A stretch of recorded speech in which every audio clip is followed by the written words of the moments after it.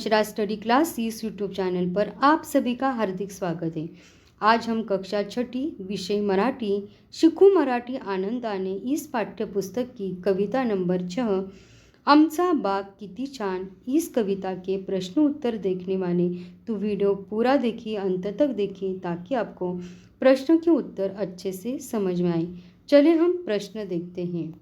प्रश्न क्रमांक 1, खाली दिलेल्या प्रश्नाचे उत्तर त्याखाली दिलेल्या पर्यायातून निवडा। योग्य उत्तरासमोर बरोबर अशी खूण करा। अभी हमें प्रश्न पूछा है और उसमें हमें क्या दिया है, पर्याय मतलब ऑप्शन दिए और उसमें से योग्य मतलब बरोबर, जो बरोबर ऑप्शन है उसको हमें राइट ऐसी वहाँ पर टिक करना है। तो देखो प्रश्न पढ़ते हम। कविता वाचत असताना तुमच्या मनात कोणते भाव निर्माण झाले। मतलब कविता पढ़ते समय हमारे मन में क्या भाव उत्पन्न हुआ है हमें बताना है। आप कविता पढ़ते समय दुखी और निराश हुए क्या? नहीं। आनंद आणि प्रसन्नता, जब कविता पढ़ रहे थे हम आनंद हुए मतलब खुश हुए और प्रसन्न हुए, इसलिए जो पर्याय क्रमांक आ ये हमारा सही आंसर है। तो उसके आगे हमें क्या करना है, राइट ऐसे टिक करना है। दूसरा प्रश्न देखते हैं हम। प्रश्न क्रमांक 2, दिशा दिशांना दरवळतो सुगंध वाऱ्यासंगे ही ओळ बागेतील कोणते दृश्य दर्शवते। दिशा दिशांना मतलब हर दिशा में जो दरवळत सुगंध मतलब जो सुवास है, सुगंध है वो फैल रही है किसके साथ, वाऱ्यासंगे मतलब हवा के साथ। तो ही ओळ बागेतील कोणते दृश्य दर्शवते मतलब बाग में, उपवन में हमें कौन सा दृश्य मतलब कौन सा मनमोहक जो नज़ारा है वो देखने को मिल रहा है। तो हम ऑप्शन पढ़ते हैं। बागेतील सुगंधित फुलांचा सुगंध वाऱ्यासोबत दूरवर पसरतो। बराबर, बागेतील सुगंध फुलांचा सुगंध वाऱ्यासोबत दूरवर पसरतो। देखो पहला ही ऑप्शन बराबर है, मतलब जो बाग में का जो सुगंध है, सुवास है, स्मेल है, वो सुगंध हवा के साथ दूर दूर फैल रही है। तो पहला ऑप्शन क्या है हमारा, बराबर है। तो उसके आगे हमें राइट ऐसा टिक करना है। तिसरा प्रश्न, उंच नारळीलाही इथल्या गवताचा अभिमान या ओळीचा अर्थ काय आहे। उंच नारळीला मतलब क्या, ऊंच नारियल, ऊंचे जो नारियल का पेड़ होता है बहुत ऊंचा होता है, उस ऊंचे नारियल के पेड़ को भी जो ज़मीन पर छोटी हरी घास घास मतलब जो ग्रास आती है उस पर भी उसको गर्व महसूस हो रहा है। तो इस जो पंक्ति है उसका अर्थ हमें बताना है। तो ऑप्शन पढ़ते देखो, बागेतील सर्व झाडांना आपला अभिमान असतो का, तो नाही। नारळाच्या झाडापासून आपण प्रेरणा घेतली पाहिजे, नाही। नारळाचे झाड उंच असूनही त्याला छोट्याशा गवताचा अभिमान है। जो ई वाला ऑप्शन है वो बराबर है, मतलब नारल का जो ऊंचा पेड़ होकर भी उसको छोटा सा मतलब छोटे जो घास है उस पर उसको गर्व है मतलब अभिमान है। तो हमारा ई ऑप्शन बराबर है। उसके आगे देखो प्रश्न क्रमांक 2, कौन ते लिहा। मतलब जो कविता में जो वर्णन है उसके आगे हमें लिखना है कि ये कौन है। फुलाभोवती भिरभिरणारे, फुलाभोवती भिरभिरणारे मतलब फूल के जो आसपास जो घूम रहे भिरभिर रहे वो कौन है, भुंगे। उसके बाद देखो छायेचे वरदान देनारा वृक्ष, छाया मतलब क्या, जो छाव होती उसका वरदान देनारा जो पिंपळाचे झाड मतलब जो वृक्ष है। वहाँ पर पीपल के पेड़ का हमें वहाँ पर कविता में लिखा है, तो हम पिंपळाचे झाड किंवा वृक्ष और पेड़ भी हमें क्या देते, सब पेड़ पौधे हमें छाया मतलब छाव देते। सुगंध पसरवणारा कोण आहे, वारा, वारा मतलब हवा। झऱ्यातील पाण्याशी खेळणारी वेलीची कमान, अभी झऱ्यातील पाण्याशी जो झरने का पानी है उसके साथ जो खेलने वाली कौन है, बेलीची कमान मतलब जो बेल होती है उसकी जो कमान है। योग्य जोड़ा जुड़वा। अब हमें यहाँ पर मैचअप करना है। यहाँ पर अगट प्रश्न दे और उसके सामने जो उसके सही आंसर लिखे हैं। पिवळा काय आहे? चाफा। पिवळा चाफा। उसके बाद क्या आहे? उंच नारळी। नारळाचे झाड उंच आहे। गमगमणारा काय आहे? सुवास। गमगमणारा मतलब क्या? हर दिशा दिशा में जो फैलने वाला सुवास मतलब सुगंध है। काटेरी मतलब जो काटेरी क्या है? गुलाब। जो गुलाब का जो पौधा होता है उसको क्या होते? कांटे होते, और उसका गुलाब का फूल जो क्या होता है? बहुत ही सुंदर होता है, खूबसूरत होता है। उसके बाद देखो, विचार करा व सांगा। काट्यामधली फुले हसूनी म्हणती काय आम्हाला, दुःख आपले मनात ठेवून वाटा सौख्य जगाला।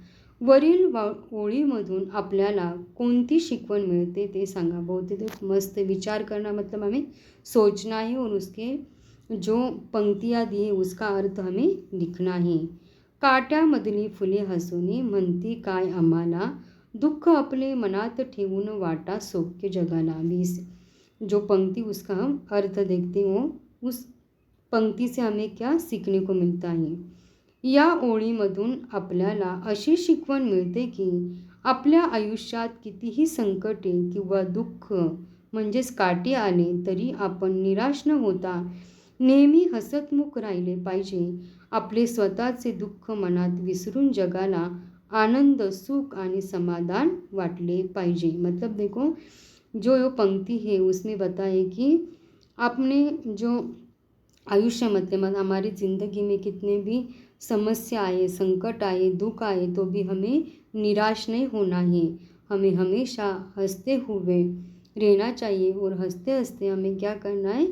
जो हमारा खुद का दुख है वो हमें भूल जाना है, और उसको, और जो विश्व है उसको हमें आनंद, सुख आणि समाधान वाटले पाहिजे।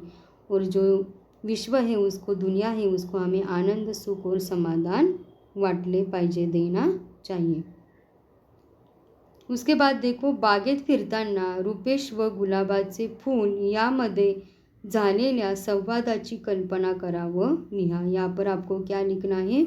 संवाद लिखना है। मतलब कौन कौन, रुपेश और उसके साथ कौन बात कर रहा है? गुलाबाचे फूल। इन दोनों में क्या हो रहा है? बातें हो रही है। तो बातें हमें किस प्रकार हो रही हो हमने देखना है। देखो, हम देखते हैं रुपेश, किती सुंदर रंग आहे तुझा। जो रुपेश है उसने गुलाब के फूल को क्या बोला है कि किती सुंदर रंग आहे तुझा, मतलब कितना सुंदर रंग है तेरा। गुलाब, खरंच आवडला का तुला? और गुलाब ने रुपेश को क्या बोला? सच में तुझे पसंद आया? आवडला मतलब क्या? पसंद आना। रुपेश, हो, फारच आवडला। तुझा लाल भडक रंग आणि मऊ पाकळ्या खूप छान आहे। तो रुपेश ने बोला कि मुझे बहुत पसंद आया, और तुझा लाल भड़क मतलब क्या? बहुत जो रेड कलर है वो मुझे बहुत पसंद आया। और मऊ पाकड़िया मतलब क्या? जो मुलायम तेरी पंखुड़ी आई वो बहुत सुंदर है। छान मतलब क्या? सुंदर है। गुलाब, धन्यवाद मित्रा, पण तुला माझ्यासोबत असलेले काटे नाही टोचले ना? तो गुलाब ने बोला कि धन्यवाद, और मेरे साथ जो काटे हैं, जो गुलाब का पौधा होता है उसको काटे होते हैं, वो बोल रहा है कि तुझे टोचान मतलब क्या?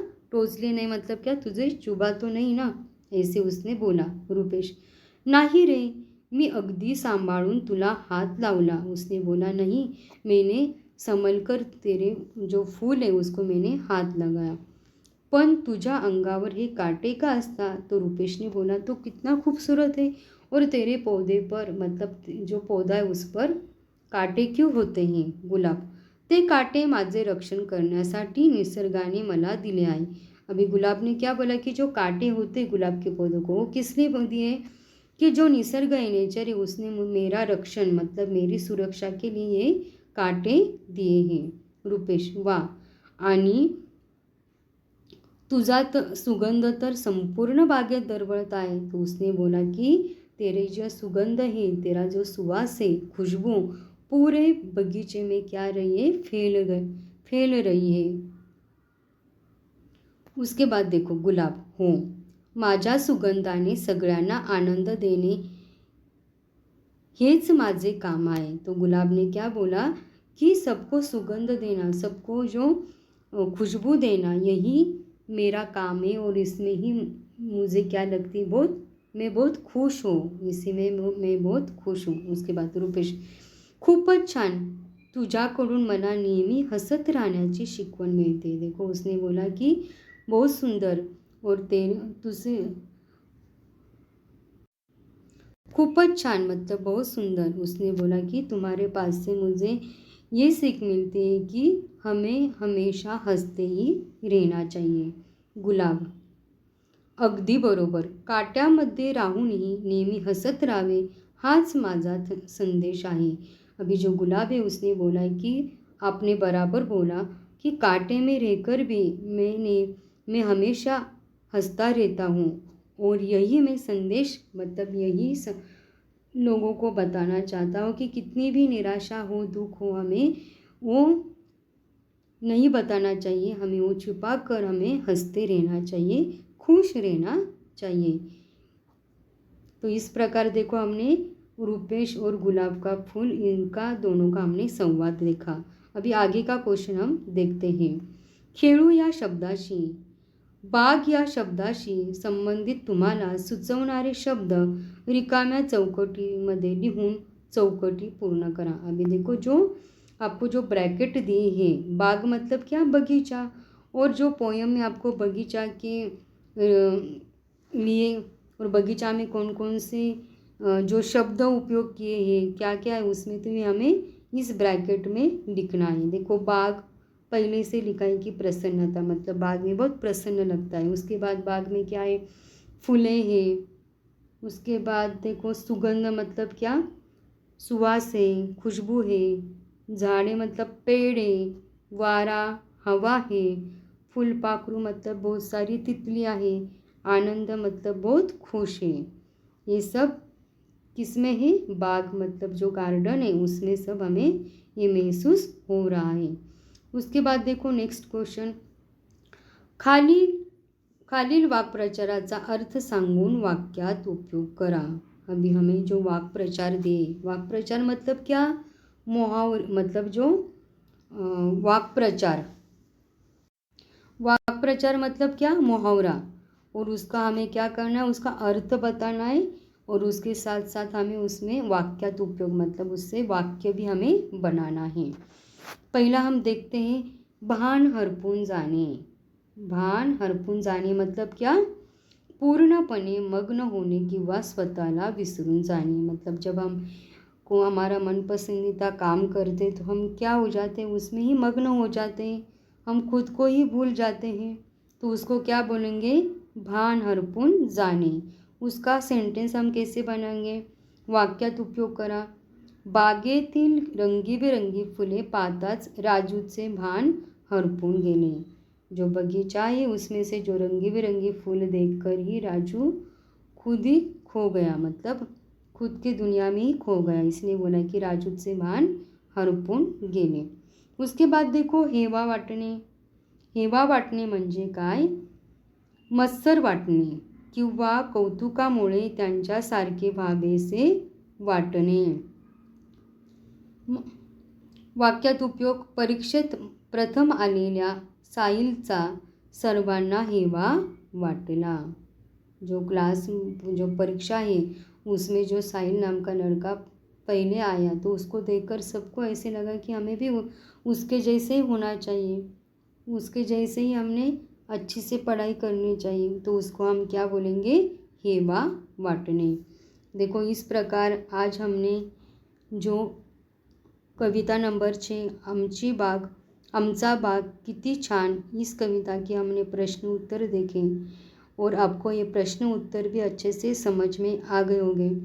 तो आपको ये वीडियो कैसे लगा कमेंट बॉक्स में ज़रूर बताना। वीडियो को ज़्यादा से ज़्यादा शेयर करना, लाइक करना। अगर आप हमारे यशराज स्टडी क्लास इस यूट्यूब चैनल पर नए हो तो चैनल को ज़रूर सब्सक्राइब कीजिए, बेल आइकन को प्रेस कीजिए ताकि आपको इसी प्रकार के नए नए वीडियो की जानकारी प्राप्त हो सके। धन्यवाद।